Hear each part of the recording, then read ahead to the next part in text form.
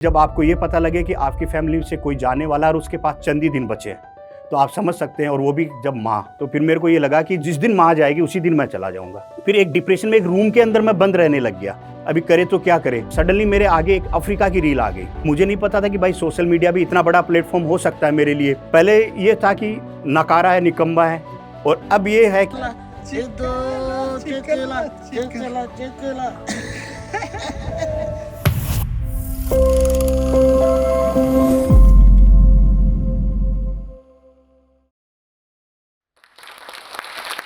नमस्कार जी, आप पहचान गए होंगे, मेरा नाम है विनोद कुमार। मैं एक यूट्यूबर हूँ जो कि मोस्टली मैं अफ्रीका की जंगलों में ट्रैवल करता रहता हूँ।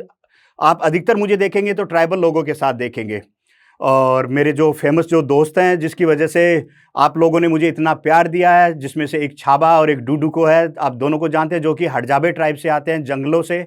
और आज जंगलों से मैं निकल के जोश टॉक के मंच पे आया हूँ, और एकदम जोश के साथ आया हूँ कि ताकि मैं आपको अपनी और उनकी लाइफ के बारे में मैं आपको बता सकूँ। मेरा यूट्यूब चैनल है, उसका नाम है रोमिंग विथ विनू। और मैं एक यूट्यूबर कैसे बना, तो यहाँ से मेरा सफ़र कैसे स्टार्ट हुआ, मैं आपको ये सब बताना चाहता हूँ। राजस्थान का मैं रहने वाला था, छोटे से गांव का।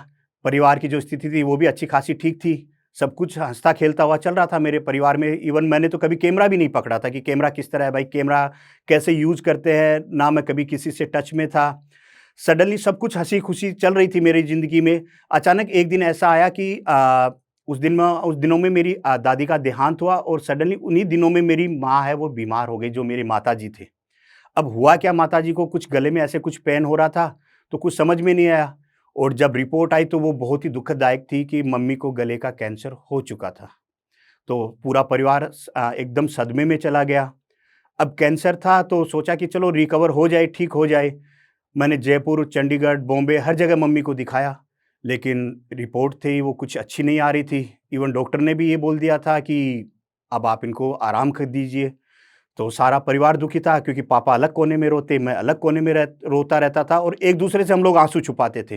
क्योंकि जब आपको ये पता लगे कि आपकी फैमिली से कोई जाने वाला है और उसके पास चंद ही दिन बचे हैं, तो आप समझ सकते हैं, और वो भी जब माँ, तो और जो हमेशा मेरी गलतियों को छुपाती रहती थी, मेरे सपोर्ट में हमेशा खड़ी रहती थी, क्योंकि घर में सबसे शैतान बेटा मैं ही था। पापा अच्छे बिजनेसमैन थे, अच्छी ज़मीनें थी, लेकिन मैं बिजनेस में मेरा ध्यान कम रहता था। तो मम्मी हमेशा मुझे ये चाहती थी कि भाई कुछ अच्छा करे, लेकिन ये करे तो कुछ तो करे। अब जो सपोर्टेड पर्सन था वही बीमार हो गया, और उनका गले का ऑपरेशन हो गया, वो बोल नहीं सकती। पैसा भी उन पे पानी की तरह जो जा रहा था, कि पानी की तरह पैसा लग रहा था। तो अभी क्या करें? तो फिर एकदम से डिप्रेशन में आ गया मैं कि भाई अभी क्या करें? माँ के अलावा आप, जब भी हम घर पे जाते हैं तो सबसे पहले पूछते हैं, मुँह से जो शब्द निकलता है कि माँ, माँ कहाँ है? अब वो इंसान आपको ये लगे कि हाँ, ये मुझे छोड़ के दूर जाने वाला है, तो थोड़ा-सा एक सैड मोमेंट हो गया था मेरे लिए। एकदम से ये लगा था कि मेरी सारी दुनिया चली गई है और जाने वाली है। तो डिप्रेशन में मैं आ चुका था। तो फिर मेरे को ये लगा कि जिस दिन माँ जाएगी उसी दिन मैं चला जाऊँगा, कि मैं सुसाइड कर लूँ। ये मेरे मन में ख़्याल आने लगा था। फिर ऊपर वाले की मेहरबानी हुई, मंदिरों में भी माथा टेका, तो मम्मी थोड़ा-सा यूँ रिकवर करने लगी। फिर एक डिप्रेशन में एक रूम के अंदर मैं बंद रहने लग गया। अभी करे तो क्या करे? उन दिनों में मैं फिर बैठ के एक इंस्टाग्राम स्क्रॉल कर रहा था, रीलें सारी, और देख रहा था कि क्या हो रहा है, क्या नहीं हो रहा। तो सडनली मेरे आगे एक अफ्रीका की रील आ गई, और जो एक यूट्यूबर था पाकिस्तान से, जिसका नाम था शब्बीर अहमद, और उसका यूट्यूब चैनल था द पाक ट्रेकर के नाम से, और इंस्टा आईडी भी द पाक ट्रेकर के नाम से थी। तो मैंने उसको 2-4 मैसेज किए कि ये थोड़ा-सा इंटरेस्टिंग है यार, इससे बात करते हैं। तो उसने मेरे मैसेज का रिप्लाई नहीं किया। अब मैं ठहरा भाई राजस्थान का थोड़ा-सा जाट वाला, तो मेरे को तो कीड़ा वो खाली अमरूद में नहीं था, मुझे भी था। तो मैंने उसको क्या कमेंट में थोड़ी-सी गालियाँ दे दी। गालियाँ दे दी तो वो कमेंट में उसने नोटिस कर लिया, नोटिस करके उसने मुझे रिप्लाई दिया कि भाई तेरे को दिक्कत क्या है? तू गालियाँ क्यों दे रहा है? कहाँ से हो? तो मैंने कहा मैं इंडिया से हूँ। बोले भाई मेरे दिल में तुम्हारे लिए बहुत प्यार है, इंडिया के लिए इज़्ज़त है, बाकी सारा पॉलिटिशियन वाला है, लेकिन तुम मुझे गालियाँ मत दो। मैंने कहा तू रिप्लाई नहीं कर रहा था भाई, इसलिए मुझे तुम्हें देना पड़ा। तो उसने कहा आप बताइए क्या बात है? तो मैंने कहा मुझे तुमसे मिलना है। बोले भाई क्यों मिलना है? मैंने कहा बस मुझे तुमसे मिलना है, तुम मुझे ये बताओ कि कहाँ मिलोगे? तो उसने कहा कि मेरी नेक्स्ट ट्रिप है वो अज़रबैजान की होने वाली है। तो लेकिन मैं तुझसे क्यों मिलूँ? तो मैंने कहा कि तू मेरा दोस्त है, पड़ोसी है, इसलिए मिलेगा मुझसे। तो उसने कहा कि नहीं, मैं नहीं मिल सकता आपसे। तो फिर मैंने कहा मैं तुम्हारी टिकट पे कर रहा हूँ, तुम जिस भी कंट्री में जा रहे हो तुम आ जाओ, मुझे तुमसे मिलना है। तो मैंने उसकी टिकट बनाई, और वो पहला बंदा था कि जो अज़रबैजान के एयरपोर्ट पे दिल्ली की आने वाली फ़्लाइट का वेट कर रहा था। फिर हम लोग गए, हम लोगों मिले, एकदम भाई की तरह हम लोग मिले, तो वहाँ से मेरा फिर सफ़र स्टार्ट हुआ उसके साथ, क्योंकि जिस बंदे ने कभी कैमरा ही नहीं पकड़ा, उसे अंदाज़ा नहीं था कि यूट्यूब क्या है, सोशल मीडिया क्या है और उसकी पावर क्या है। मुझे किसी चीज़ का कोई आइडिया नहीं था, उसके साथ मैं निकल गया। उससे मिला, उसने मुझे ब्लॉगिंग करनी सिखाई, उसके बाद में मुझे वो सुकून अज़रबैजान में नहीं मिला, जो मैं चाहता था। मैंने कहा, मुझे तू यहाँ अफ्रीका लेके चल जंगलों में, मुझे इन लोगों से मिलना है। तो उसने कहा कि चलो ठीक है, तुम अभी तो इंडिया जाओ और उसके बाद में हम अपना नेक्स्ट जो ट्रिप है वो अफ्रीका के लिए करेंगे। मैं उसी दौरान फिर मैं वापस आया इंडिया और 1 महीने के बाद मैंने फिर एक ट्रिप प्लान की कि हाँ, वापस मुझे इसी के साथ जाना है। वो ट्रिप मेरी बनी सीधे तंजानिया की। और तंजानिया की और मुझे जाना था क्योंकि मैं उनको नेशनल जियोग्राफी चैनल पे देखता था, हडजाबे ट्राइब को, जो कि 50 साल 40,000 साल से भी पुराने थे, जो खाली कच्चे मांस और शिकार पे निर्भर रहते थे और खतरनाक जनजाति भी थी। मेरे माइंड में तो यही चल रहा था, मुझे तो कोई भी मार दे, क्योंकि एक्सीडेंटल होना चाहिए, माइंड वो सेट था मेरा।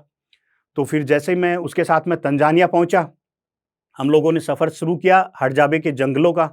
तो वहाँ जैसे मैं जंगलों के अंदर गया तो उनके पास कुछ भी सुविधा नहीं थी। वो एक हट टूटी झोंपड़ी, ना उनके पास कपड़े थे, और फिर भी देखा मैं कि वो इतने खुश हैं।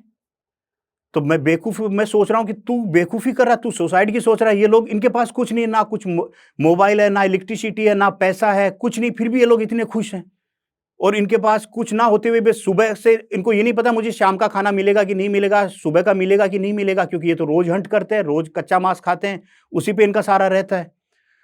तो फिर मेरा थोड़ा-सा माइंड है उनको देख के चेंज होने लग गया है, वहाँ पे मैं डिप्रेशन से थोड़ा बाहर निकलने लग गया कि अभी क्या कर सकते हैं।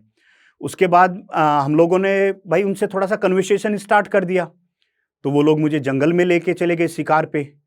अब शिकार उनका इतना एकदम से शिकार इतना डिफ़िकल्ट था कि भाई मुश्किल था उनके लिए, क्योंकि शिकार जंगल में आसानी से मिलता नहीं है, और जब शिकार आसानी से नहीं मिल रहा है, तो मैं उनके साथ जंगल में 10 से 15 किलोमीटर चला गया। अब जो लोग एक-दूसरे की भाषा नहीं समझते, उनमें भी कितना प्यार है, सोचिए कि मैं उनकी नहीं समझ रहा, वो मेरी नहीं समझ रहे, और मैं शिकार पे जाते वक़्त पानी ले जाना साथ में भूल गया। अब मेरे मुँह में ऐसे झाग से आने लग गए कि भाई मैं नहीं जा सकता। आप यकीन नहीं करेंगे, वो लोग मेरे को 1 से 1.5 किलोमीटर अपने कंधे पे उठा के लेके गए, दतोगा ट्राइब, वहाँ से हडजाबे ट्राइब वाले। और वहाँ पे उन्होंने पानी ज़रूर मटमिला था, वो मिट्टी का था, जो पानी से आप हाथ भी नहीं धो सकते।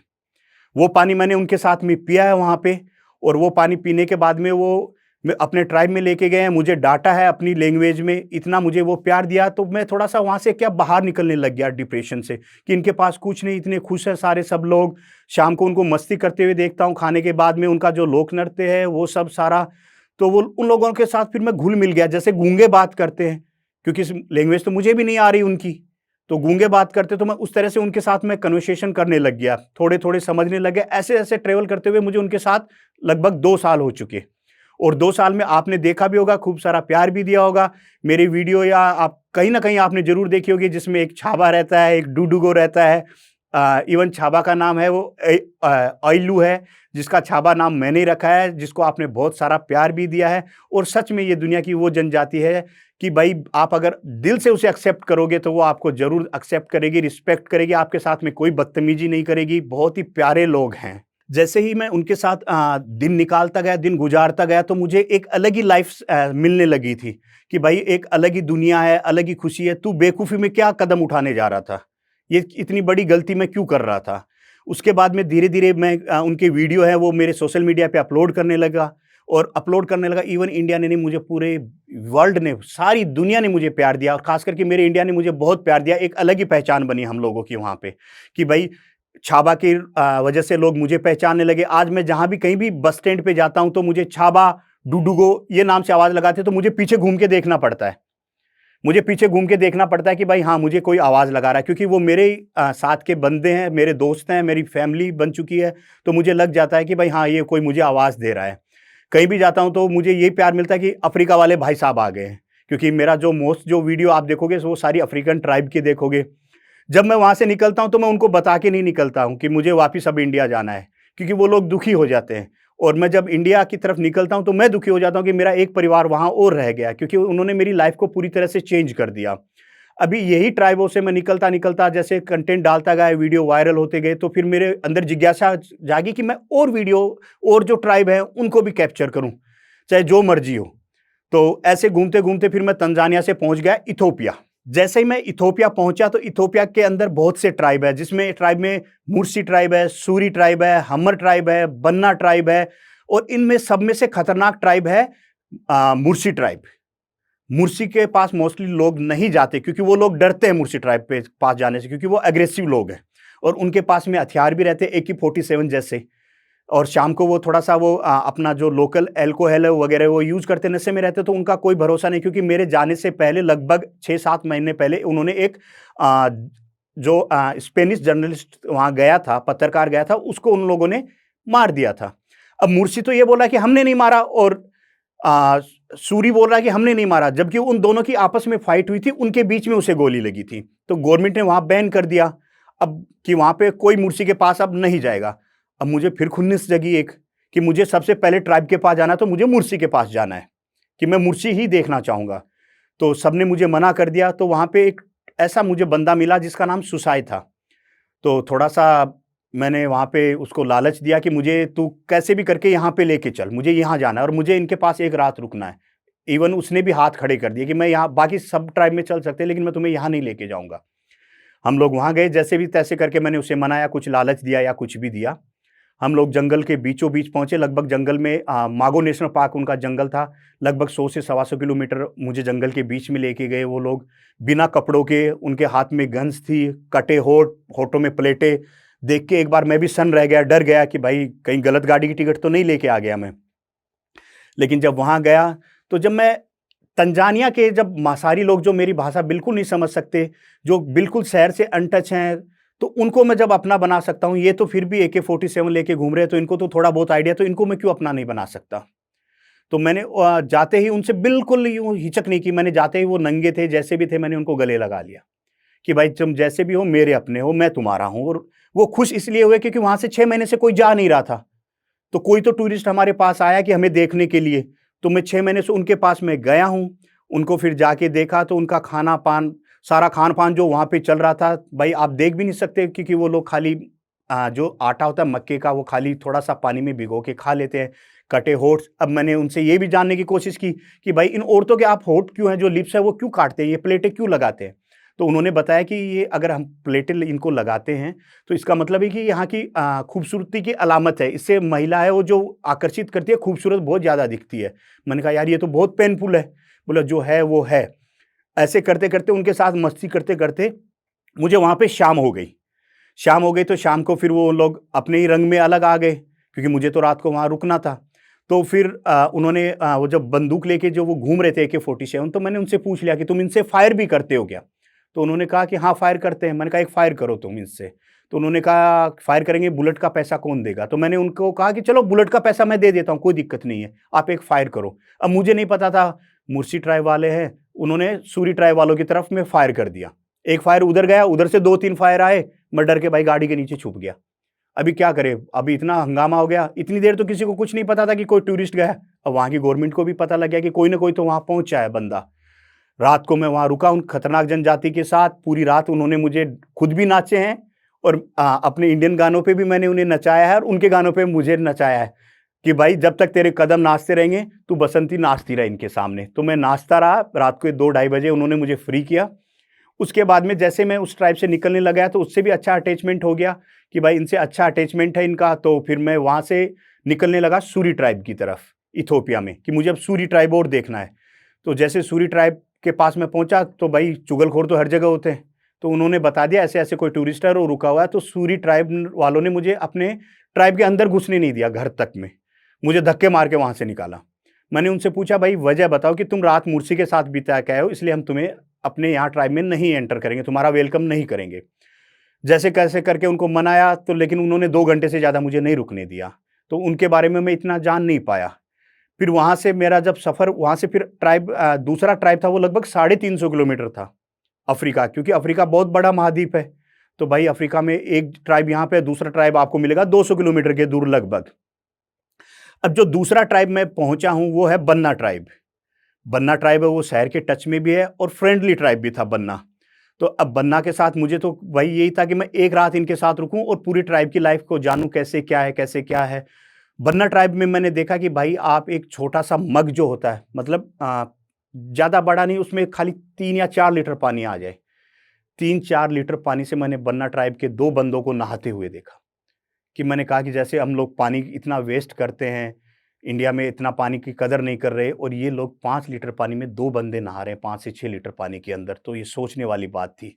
और बन्ना ट्राइब वो मोस्टली है वो अपने अ, डांस के लिए जाना जाता है, क्योंकि बन्ना है वो हमेशा स्टिक पे चलता रहता है, लकड़ियों पे आप देखोगे उनकी वीडियो मिलेंगे कि वो स्टिक पे चलते रहते हैं, इधर से उधर, इधर से उधर, इधर से उधर। तो दोस्तों मैं इस तरह से अफ्रीका के कई और ट्राइब के पास घूमता रहा, सबके बारे में जानता रहा। तो जैसे मैं इनको जानने लगा तो मुझे लगा कि मैं शायद थोड़ी-सी बेवकूफ़ी कर रहा था कि ज़िंदगी इतनी हसीन है, और वो भी मेरे पास तो सब कुछ था। मेरे पास पैसा भी था, मेरे पास घर भी था, सब कुछ था। एक हाँ, वो एक माँ का जो डिप्रेशन वाली जो चीज़ थी, घटना थी, उसने मुझे ज़रूर झंझोर के रख दिया था। लेकिन जब इन सब के बारे में देखा कि कम सोर्सेज़ पे भी ये कितने खुश रहते हैं, तो फिर मैं इन सब से क्या बाहर निकलने लग गया था डिप्रेशन से, क्योंकि ये उनको देखता था कि यार ये कम पैसों में ये कितने खुश रह रहे हैं, हर चीज़ ये निकाल के रहे हैं, तो तू क्या बेवकूफ़ी करने जा रहा था।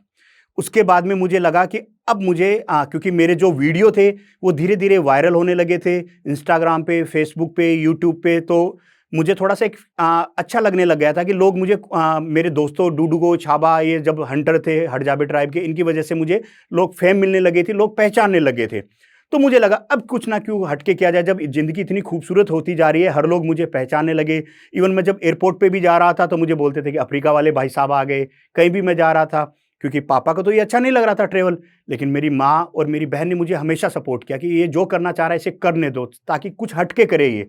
अब मुझे नहीं पता था कि भाई सोशल मीडिया भी इतना बड़ा प्लेटफ़ॉर्म हो सकता है मेरे लिए, क्योंकि दबा के आप लोगों ने मुझे बहुत प्यार दिया, और उस प्यार की वजह से मैं आज आप लोगों के सामने हूँ। तो दोस्तों आपको मैं एक चीज़ और बता देता हूँ, जो कि मैंने अभी जो कहानी स्टार्ट की थी उससे पहले मैंने आपको बताया था कि माँ तो हमेशा से मुझे प्यार देती थी और अभी भी प्यार देती है। पापा को उस वक़्त ये अच्छा नहीं लग रहा था। पापा ये चाहते थे कि मेरा बेटा मेरे बिज़नेस में आए। लेकिन अब जब भी पापा से कोई पूछता है कि ये आपका बेटा है, या मेरे जो पापा के ऑफ़िस है, जैसे मैं ऑफ़िस में जाता हूँ तो कोई मुझे घुसते हुए ऑफ़िस में देख लेता है, तो वो बाहर खड़ा रहता है, तो पूछते हैं भाई यहाँ क्यों खड़ा है? तो वो उनसे मिलना, तो पापा को ये फ़ील हो रहा है कि हाँ, ये सही दिशा में जा रहा है। पहले ये था कि नकारा है, निकम्मा है, और अब ये है कि हाँ, कुछ ये कर रहा है सोशल मीडिया से, क्योंकि मम्मी तो पहले भी खुश थी और मम्मी तो अभी और ज़्यादा खुश हो गई है। तो ये सब सोशल मीडिया की वजह से, मेरे दोस्तों की वजह से, ये सब मुझे थोड़ा-सा जो लाइफ़ में चेंज अप आया, इसकी वजह से आज मेरे पापा हैं, वो भी मेरे से बहुत खुश हैं कि हाँ, ये कुछ सही में जा रहा है। इवन मेरे जो बड़े भाई हैं, उनको भी पहले थोड़ा-सा ये लग रहा था, लेकिन जब बड़े भाई को उनके दोस्त है या कोई रिलेटिव उनको बताता है कि आपका भाई बहुत फ़ेमस हो रहा है या बहुत अच्छा काम कर रहा है, क्योंकि मैं वहाँ पे जाके इंडिया को रिप्रेज़ेंट करता हूँ, अपने देश का सब कुछ सम्मान वहाँ पे रखना पड़ता है मुझे कि भाई हाँ, मुझसे कोई गलती ना हो। तो सब ये थोड़ा-सा प्राउड फ़ील होता है कि हाँ, मैं कुछ कर रहा हूँ, क्योंकि धीरे-धीरे आप लोगों ने इतना प्यार दिया, इतने मुझे उम्मीद नहीं थी कि मुझे इतना प्यार मिलेगा। लेकिन मुझे आप लोगों ने इतना प्यार दिया कि मैं शब्दों में बयाँ नहीं कर सकता उस प्यार को। तो दोस्तों ये थी मेरी कहानी, क्योंकि मैं अफ्रीका पहुँचा था, तो मैं पहुँचा था खाली डिप्रेशन से बाहर निकलने के लिए। सारा कि भाई मैं कैसे भी करके डिप्रेशन से बाहर निकलूँ, तो किस्मत आपको कहाँ लेके जाएगी कुछ पता नहीं रहता, किस्मत कब पलट जाएगी आपकी, क्योंकि किस्मत जब पलटती है तो भाई कुछ आइडिया नहीं रहता। मैं क्यों अफ्रीका पहुँचा, क्योंकि जैसे मैं अफ्रीका पहुँचा सब कुछ सडनली मेरी लाइफ में वो चेंज होने लग गया, सारी हर चीज़ें मेरी लाइफ में चेंज हो रही थी। तो जैसे मैं अफ्रीका पहुँचा तो सारा का सारा ये मतलब मुझे तो कैमरा नहीं पकड़ना आता था। धीरे-धीरे मैं वीडियो अपलोड करता गया, आप लोगों का प्यार मिलता गया, सारा मुझे आज मेरे पास पैसा भी है, फ़ेम भी है, सुकून भी है, क्योंकि मैं डिप्रेशन से बाहर निकल सकता हूँ, निकल आया हूँ, निकल नहीं सकता, निकल आया हूँ कि भाई बिना पैसों के भी ज़िंदगी कैसे काटी जा सकती है। लेकिन आज सब कुछ है मेरे पास में, मैं फ़ेमस भी हो चुका हूँ, सब कुछ पब्लिक का प्यार मिल रहा है। तो इवन मुझे तो यही पता लगता है कि ज़िंदगी बहुत खूबसूरत है। जो बेवकूफ़ियाँ मैंने की या मैंने करने की सोची है, वो बेवकूफ़ियाँ आप ना करें। आप देखें किस्मत कभी भी आपकी पलट सकती है। ज़रूरी ये है कि जब आपको ये लगे कि चारों तरफ अंधेरा है, चारों तरफ आपके अंधेरा, कुछ समझ में नहीं आ रहा है, तो एक बार थोड़ा वेट करें। उस जो आपके माइंड में जो गलत सोच चल रही है, एक बार थोड़ा-सा आप वेट कर लें क्योंकि रात के बाद में सवेरा ज़रूर होता है और मेरी ज़िंदगी में भी ये सवेरा हुआ है जो मैंने आपको बताया है। तो आप थोड़ा-सा भी अगर जभी भी माइंड में कुछ गलत सोच चले, तो आप उस वक़्त कोई गलत कदम ना उठाएँ, क्योंकि समय हमेशा चेंज होता है, वक़्त का पहिया है वो हमेशा एक जैसा नहीं रहता है। और यहाँ पे मैं आपसे मैं जो स्टॉक के बारे में भी बात करना चाहूँगा कि इनसे मैं कैसे जुड़ा? क्योंकि इंटरनेट की भरी दुनिया है भाई, सारे देखते रहते हैं, तो सब में इन पे इतने-इतने फ़ेमस लोग हैं, सेलिब्रिटी लोग हैं, एडवाइस देने वाले लोग हैं कि जिनकी लाइफ़ में कितना-कितना चेंज हुआ, क्या नहीं हुआ। तो मैं अच्छे से रिसर्च कर रहा था, इनको देख रहा था। तो फिर मैंने देखा यार तेरी कहानी तो इनसे मिलती-जुलती है और तू तो इनके सामने बहुत छोटा है। तो मैं फिर जो स्टॉक के इनसे मैंने टीम से थोड़ा-सा संपर्क किया कि भाई मेरी स्टोरी ऐसी है और मैं आपके साथ शेयर करना चाहूँगा। तो इन्होंने मेरे खुले दिल से स्वागत किया और मैं आज आपके सामने जो स्टॉक पे हूँ। मैं बहुत ही शुक्रगुज़ार हूँ, बहुत ही थैंक्स बोलना चाहूँगा जो स्टॉक को कि ये इतनी इंटरेस्टिंग स्टोरी लेके आते हैं कि भाई मैं भी इनको देख के भाई मेरे से रहा नहीं गया, इनसे शेयर किए बिना।